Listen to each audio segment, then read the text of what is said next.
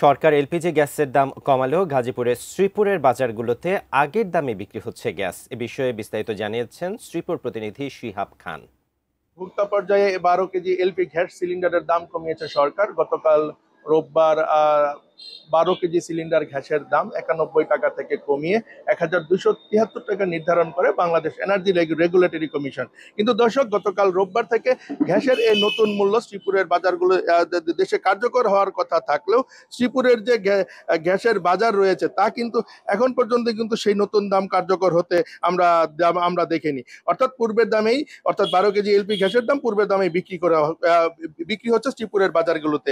আমি এই বিষয়ে কথা বলেছিলাম এলপি গ্যাসের খুচরা বিক্রেতা, বিভিন্ন কোম্পানির পরিবেশকদের সাথে। খুচরা বিক্রেতারা জানিয়েছেন তাদের কাছে যে সকল এলপি গ্যাস সিলিন্ডার মজুদ রয়েছে তা কিন্তু পূর্বের দামেই কেনা।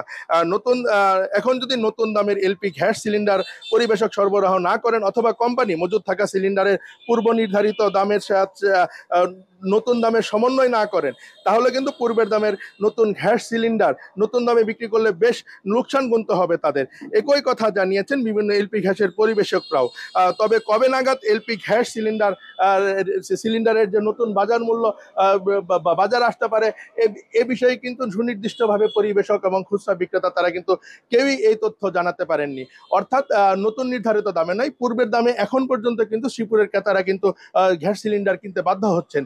আমরাই তবে তবে ভোক্তারা জানিয়েছেন দ্রুত সময়ের মধ্যে এই শ্রীপুরের বাজারগুলোতে নতুন দামের গ্যাস যাতে সহজলভ্য করা যায় সে বিষয়ে সরকার সংশ্লিষ্টদের প্রতি আহ্বান জানিয়েছেন খুচরা পর্যায়ের ভোক্তারা।